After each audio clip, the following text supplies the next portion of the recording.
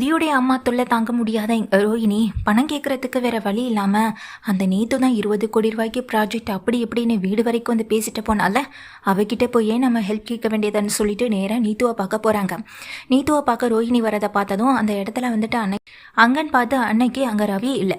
உள்ள வர ரோஹிணியை வாங்க ரோஹிணி அப்படின்னு சொல்லி இங்க நீத்து கூப்பிட உங்ககிட்ட ஒரு விஷயம் ஹெல்ப் கேட்கணும் அப்படின்னு நினைச்சேன்னு சொல்ல என்னங்க என்ன விஷயம்னு சொல்லி கேட்குறாங்க. அவசரமா எனக்கு ஒரு 2 lakhs பணம் தேவைப்படுதுன்னு சொல்லும்போது எதுக்கு ரோஹிணி அப்படின்னு கேட்குறாங்க நீத்து. அதுக்கு உடனே ரோஹிணி சொல்கிறாங்க, இல்லைங்க நான் ஸ்ருதியோடைய அம்மா கிட்ட அவசர தேவைக்காக அவங்க கிட்டேருந்து 2 லட்ச ரூபா பணம் வாங்கினேன். இப்போ அவங்க அந்த பணத்தை கேட்டு என்னை கொஞ்சம் டார்ச்சர் பண்ணுறாங்க. கொஞ்சம் நீங்கள் எனக்கு இந்த ஹெல்ப்பை மட்டும் பண்ணிங்கன்னா கொஞ்சம் வசதியாக இருக்குன்னு சொல்ல, ஓ இதில் இப்படி வேற ஒரு விஷயம் இருக்கான்னு நினச்சிட்ருக்கீங்க நீத்து, அப்போ எனக்காக நீங்கள் ஒரு விஷயத்த பண்ணணும் அப்படின்னு சொல்கிறாங்க. என்னன்னு சொல்லிட்டு கேட்க, இல்லை நான் இங்கே சில விஷயங்களை எனக்காக செய்வேன். அன்னைக்கு ஃபங்க்ஷனுக்கு ஸ்ருதியோடைய ஃபங்க்ஷனுக்கு வந்தபோது அவங்க அம்மாவும் அப்பாவும் என்னை கேட்கக்கூடாத வார்த்தைகளெல்லாம் சொல்லி திட்டாங்கன்னு சொல்ல, உங்ககிட்டயா அப்படின்னு சொல்லிங்க ரோஹிணி கேட்குறாங்க. ஆமாங்க அப்படின்னு சொல்லும்போது ரோஹிணி சொல்கிறாங்க, ஏற்கனவே உங்ககிட்ட உங்கள் மனசில் என்ன இருக்குது, ரவியை பற்றி நீங்கள் என்ன நினச்சிட்டு இருக்கீங்க அப்படின்னு தெரிஞ்சுக்கணுன்றதுக்காக தான் ஸ்ருதியுடைய அம்மா என்னை ஒரு நாள் இங்கே அனுப்பி விட்டாங்க. இது எல்லாமே அவங்க கிட்ட நான் வாங்கின 2 லட்ச ரூபா பணத்துக்காக தாங்க. நான் என்ன சொன்னாலுமே அவங்க கேட்கல, பணத்தை இப்போ கொடுத்தே ஆகணும்னு விடாப்பிடியாக நிற்கிறாங்க அப்படின்னு சொல்ல, இதை மாதிரி வேலையெல்லாமே அவங்க பார்க்க ஆரம்பிச்சிட்டாங்களா, என்னை வேவு பார்க்குறாங்களா அப்படின்னு சொல்லிட்டு எங்கள் நீத்துவுக்கு கோவம் அதிகமாகுது.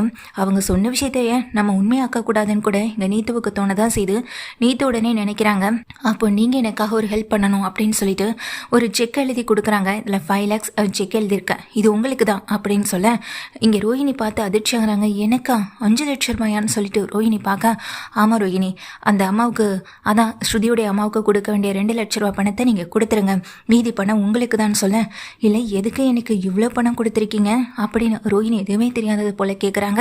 அதுக்கு அங்கே நீத்து சொல்கிறாங்க, நான் சொல்கிற மாதிரி எனக்காக இந்த ஒரு உதவியை மட்டும் பண்ணுங்க.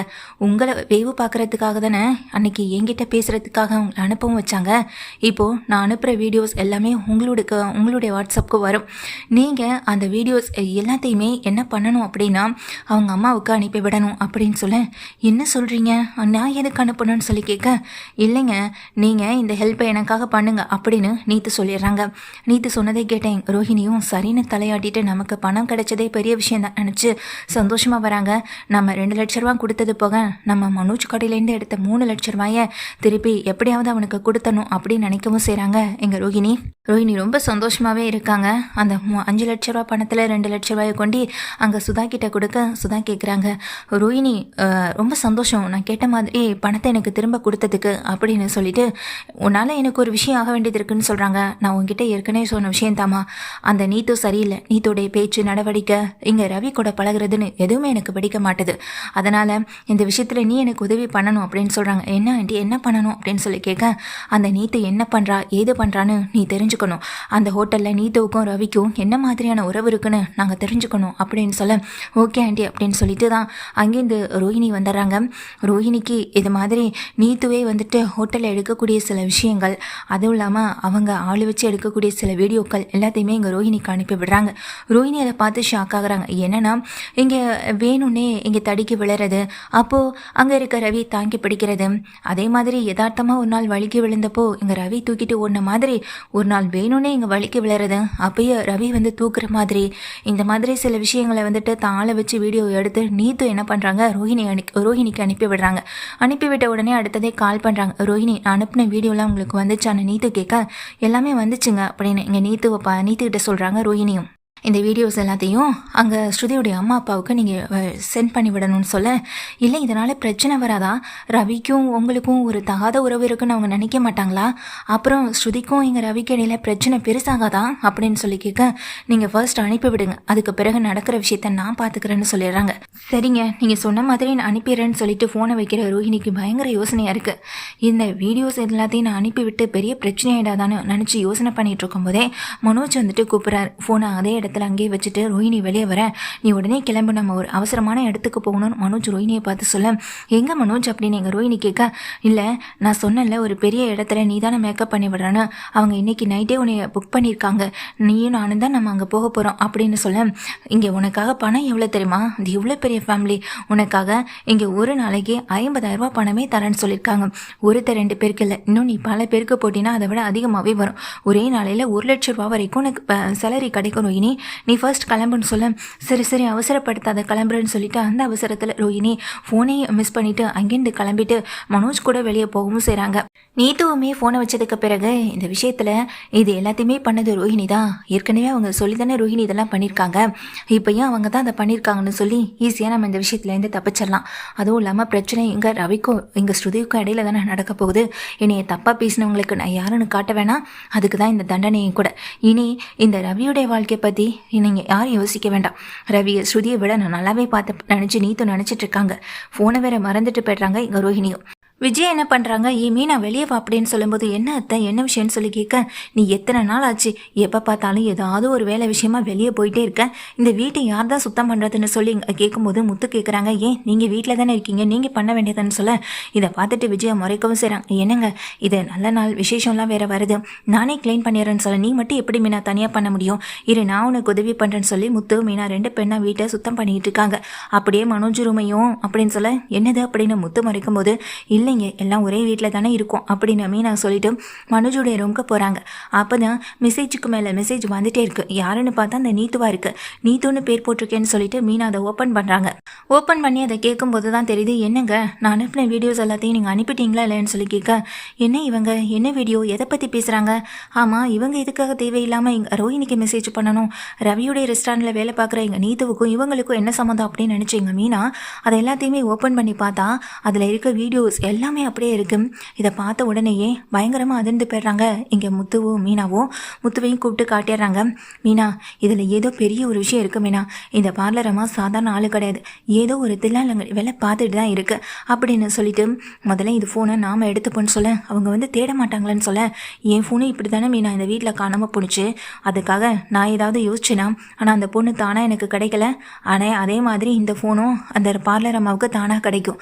அதுக்கு முன்னாடி இதில் இருக்க வீடியோஸ் எல்லாத்தையுமே நம்ம டெலீட் பண்ணணும், அதுக்கு முன்னாடி அந்த நீத்துவை பார்த்து நம்ம பேச வேண்டியதும் நிறைய இருக்கு அப்படின்னு சொல்லிடுறாங்க.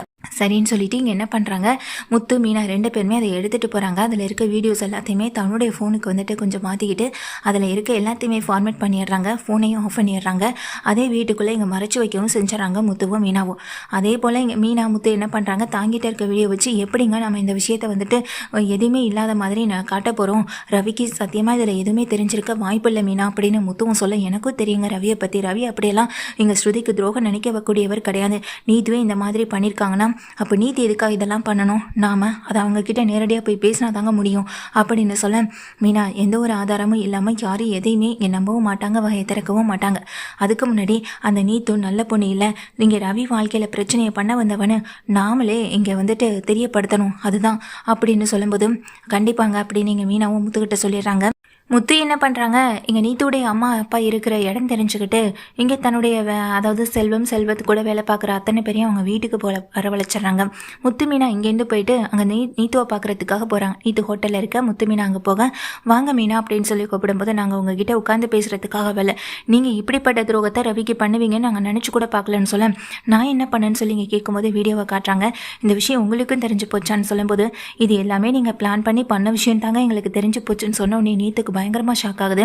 இல்லைங்க அது வந்துன்னு சொல்ல, ஏன் இந்த ட்ராமா, எதுக்கு இந்த வேஷம், நீங்கள் ஏன் இப்படி பண்ணணும், ரவி வாழ்க்கையிலக்குள்ளே எதுக்கு வரணும்னு சொல்லும்போது, ஓரளவுக்கு மேலே கண்ட்ரோல் பண்ண முடியாத நீத்து அவங்க அம்மாவும் அப்பாவும் பேசிட்டு போன விஷயத்த சொன்னதுமே அது அவங்க யதார்த்தமாக சும்மா சாதாரணமாக கூட சொல்லியிருக்கலாம், இல்லை பொண்ணு மேலே இருக்க அக்கறையால் சொல்லியிருக்கலாம், அவங்களுடைய ஒரிஜினாலிட்டியாக தாங்க, ஆனால் அதை நீங்கள் உண்மையாக்கணும்னு நினச்சிருக்கீங்க பார்த்தீங்களா, அதுதாங்க ரொம்ப பெரிய தப்பு அப்படின்னு மீனாவும் சொல்ல, அதுக்காக அவங்க என்ன வேணாலும் பேசுவாங்களா, நான் யாருன்னு அவங்களுக்கு காட்டக்கூடாதான்னு நினச்சேன் அப்படின்னு சொல்ல, அவங்களுக்கு நீங்கள் யாரும் காட்டணும்னா அதுக்கு நீங்கள் நல்ல முறையில் அவங்களுக்கு நேராக யாரடியான்னு காட்டியிருக்கணும், அதை விட்டுட்டு அவங்க சொன்ன பாதையிலே நீங்கள் போகிறது தப்புன்னு உங்களுக்கு தெரியலையான்னு மீனா நீத்துவை பார்த்து கேட்குறாங்க.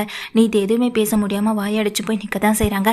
இதுக்கிடையில் மீனா வந்துட்டு முத்து 2 பேருமே இங்கே நீத்துக்கிட்டே கேட்குறாங்க, இது எதுவுமே உண்மை இல்லைன்னு நீங்களே உங்கள் வாயால் சொல்லணும் அப்படின்னு சொல்லும்போது, நான் எதுக்கு அங்கே சொல்லணும், நான் எதுக்கும் யாருக்காகவும் இறங்கி போகக்கூடியவ கிடையாது.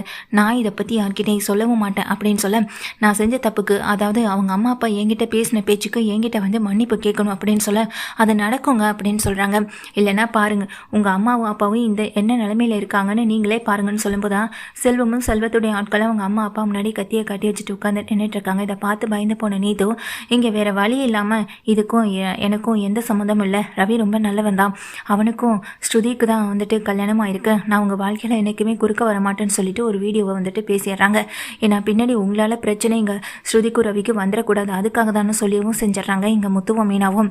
அதே போல் முத்து மீனா என்ன பண்ணுறாங்க, நேரடியாக அந்த சுதா வாசுதேவன் வீட்டுக்கு போகிறாங்க. அவங்க 2 பேரும் அங்கே இருக்கும்போது அவங்கக்கிட்ட கேட்குறாங்க, அவங்கக்கிட்ட விஷயத்தையும் சொல்லிடுறாங்க. சொன்னதுக்கு பிறகு பயந்து போகவும் செஞ்சிடறாங்க. இங்கே பாருங்கள் இந்த வீடியோவை, இதனால் உங்கள் பொண்ணு வாழ்க்கை என்ன மாதிரி ஆகும்னு யோசிச்சு பார்த்தீங்களான்னு சொல்லி காட்டவும் செய்ய, இது எல்லாத்தையுமே எடுத்து வச்சுட்டு இங்கே அந்த நீத்து மிரட்ட செய்கிறாங்க.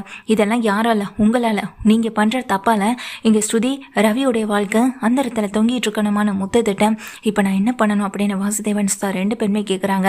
பல மணி நேர போராட்டத்துக்கு பிறகு 2 பேரையும் சம்மதிக்க வச்சு ஒரு வழியாக முத்து மீனா 2 பேரும் அவங்க 2 பேரையும் கூட்டிகிட்டு நீத்துவை பார்க்க கூட்டிகிட்டு வராங்க. நீத்துக்கிட்ட வந்துட்டு அவங்க மன்னிப்பும் கேட்குறாங்க. மன்னிச்சிருமா அப்படின்னு அங்கே சுதா வந்துட்டு இங்கே மனசில் விருப்பமே இல்லாமல் மன்னிப்பு கேட்க, இல்லை நீங்கள் இதுக்கப்புறம் இதே மாதிரி என்கிட்ட பேசுனீங்கன்னா அப்படின்னு சொல்ல, இதுக்கப்புறம் இந்த மாதிரி நடக்காதுன்னு முத்துவே வாக்கு கொடுத்துட்றாங்க. ஆமாம், அங்கேருந்து அவங்க 2 பேருமே கிளம்புற நேரத்தில் இங்கே ரோஹிணி கேட்குறாங்க, ஆமாம் இந்த எங்கள் மீனா கேட்குறாங்க, ஆமாம் ரோஹிணி எப்படி அப்படின்னு சொல்லி கேட்க, ரோஹிணி தான் என்னை மீட் பண்ண வந்தாங்கன்னு சொல்ல, எதுக்காக அப்படின்னு கேட்க, 2 லட்ச ரூபா பணத்தை ஸ்ருதியோடைய அம்மா கிட்டேருந்து கடன் வாங்கியிருந்தாங்க இல்லையா, அதை கொடுக்கணும் அப்படின்றதுக்காக என்கிட்ட வாங்கிட்டு போகலான்னு வந்தாங்க. நான் தான் உங்களுக்கு 5 லட்ச ரூபா பணத்தையும் கொடுத்து இந்த மாதிரி செய்யவும் சொன்னேன் அப்படின்னு சொல்ல, என்ன சொல்கிறீங்கன்னு கேட்க, ஆமாம் அவங்க அனுப்பின ஆள் தான் எங்கள் ஹோட்டல்லையும் வேலையை பார்த்தது, அவங்க மூலமாக தான் வீடியோ எடுக்க வச்சது, அதுக்கப்புறமா அந்த வீடியோவை வந்துட்டு நான் தான் அவங்களுக்கு அனுப்பிவிட்டேன் அப்படின்னு சொல்லவும் செய்கிறாங்க. இதை கேட்டதுக்கு பிறகு எங்கள் முத்து மீனாவுக்கு அந்த ரோஹிணி மேலே அதிகமான கோபம் வருது. அதாவது ஒரே வீட்டுக்குள்ளே இருந்துக்கிட்டு இங்கே இந்த மாதிரியான வேலையை பார்க்க அந்த பார்லர் அம்மாவுக்கு எப்படி மனசு வந்துச்சு, அதுவும் ஸ்ருதியுடைய வாழ்க்கையை கெடுக்கிற அளவுக்கு அந்த பொண்ணு யோசிச்சிருக்குன்னா அப்போ அது மனசில் எவ்வளோ பெரிய வஞ்சகம் இருக்கும், கொஞ்சம் யோசிச்சு பாரு மீனான்னு சொல்லி இது சும்மாவே விடக்கூடாதுங்கன்னு சொல்லிட்டு முத்துக்கும் மீனாவுக்கும் பயங்கரமான கோவம் அந்த ரோஹிணி மேலே வரத்தான் செய்து ரொம்ப கோவத்தோட வீட்டுக்கு வராங்க. வீட்டுக்கு வந்ததுக்கு பிறகு முத்து மீனா ரவி அங்கே ஸ்ருதி எல்லாரையுமே இங்கே கூப்பிட்டு நிற்க வச்சு முத்து மீனா வந்துட்டு விஷயத்த சொல்கிறாங்க. விஷயத்த சொன்னதுமே இங்கே ரவிக்கும் ஸ்ருதிக்கும் ஆல்ரெடி வீடியோவே ரூமில் போட்டு காட்டியிருப்பாங்க. அதனால் அவங்களுக்கு வந்துட்டு அந்த விஷயம் வந்துட்டு ஆல்ரெடி தெரிஞ்சிருக்கும். அப்போ அங்கே வர ஸ்ருதி வந்துட்டு ரோஹிணியை பார்த்து, எதுக்கு ரோஹிணி இப்படி பண்ணீங்கன்னு சொல்லி கேட்க, நான் என்ன பண்ணேன்னு இங்கே ரோஹிணி கேட்க, இந்த வீடியோவை நீங்களே பாருங்கன்னு சொல்லிட்டு அங்கே வந்து அந்த நீத்து பேசின வீடியோவை காட்ட பயந்து போய்ட்றாங்க. உடனே அவங்க பேக்கப் எடுக்கும் போது அதில் வந்துட்டு 5 லட்ச ரூபாய்க்கான செக்கும் இருக்குது. 5 லட்ச ரூபாய்க்கான செக் இருக்குது. இதை பார்த்த உடனே முத்து மீனாவுக்கும் சரி அந்த இருக்கவங்களுக்கும் ரொம்ப பெரிய அதிர்ச்சியாக இருக்குது. பணத்தை வாங்கிட்டு குடும்பத்தை கெடுக்கிற வேலையை தான் இவள் பார்த்துக்கிட்டு இருக்கான்னு சொன்னதும் அங்கே நின்றுட்டு இருக்க விஜயாவுக்கு ரொம்ப கோவம் வருது. பணத்துக்காக என்ன வேணாலும் செய்வியா, இவரோட 28 லட்ச ரூபா பணத்தை எடுத்து மனோஜுக்கு ஷோரூம் வச்சு கொடுத்தேன், என் பையனுக்காக நான் நினச்சி சந்தோஷப்பட்டேன், அதில் எவ்வளோ ரூபாய் நீ ஆட்டையை போட்டேன்னு தெரியல, இப்போது கடையில் இந்த பணத்தையும் காணும், கடைசியில் பார்த்தா நீ இங்கே ரவி வேலை பார்க்குற ஹோட்டலுக்கு போய் ரவி வாழ்க்கைக்கே துரோகம் நினச்சி அவங்ககிட்டேருந்து அந்த நீத்துக்கிட்டேருந்து பணத்தை வாங்கியிருக்கேன்னா அப்போ நீ குடும்பத்துக்கு வாழ வந்தவ கிடையாதுடி, குடும்பத்தை கெடுக்க வந்தவன்னு சொல்லிட்டு ரோஹிணிக்கு அடிதான் விழுகுது. அடி வாங்கிட்டு நிற்க ரோஹிணியை பார்த்துட்டு பக்கத்தில் வர ஸ்ருதி ரோஹிணியை பார்த்து முறைச்சிட்டே நிற்கிறாங்க. பணத்துக்காக எதையுமே செய்வீங்களா ரோஹிணி அப்படின்னு சொல்லி கேட்க, ரோஹிணி அப்படியே திருன்னு பயந்த மாதிரி ஸ்ருதியை பார்க்குறாங்க. பணத்துக்காக எதையும் செய்வீங்கன்னா அப்போ நானும் உங்களுக்கு பணம் தரேன், அப்போது நான் சொல்கிறதையும் நீங்கள் செய்வீங்களா அப்படின்னு கேட்க, இல்லை அது வந்து அப்படின்னு சொல்ல, நீங்கள் செய்வீங்க ரோஹிணி, சரி நாளைக்கு உங்களுக்காக நான் ஒரு பணம் தரேன், அந்த பணத்தை வச்சுட்டு நான் சொல்கிற வேலையை நீங்கள் பாருங்கள், ஏன்னா ஒருத்தவங்களுக்கு கீழே பணத்தை வாங்கிக்கிட்டு அடிமை மாதிரி வேலைக்காரி மாதிரி குடும்பத்தை கெடுக்கிற வேலையை நீங்கள் பார்த்துருக்கீங்க, அதே வேலையை நீங்கள் தினமும் அடிக்கடி பார்க்கலாமே ரோஹிணி, நானும் உங்களுக்கு பணம் தரேன் அப்படின்னு சொல்லி இங்கே ரோஹிணி அசிங்கப்படுத்திட்டு போகிறாங்க. எங்கள் ஸ்ருதியும் ரொம்ப கேவலப்பட்டு இங்கே ரோஹிணி நின்றுட்டுருக்காங்க.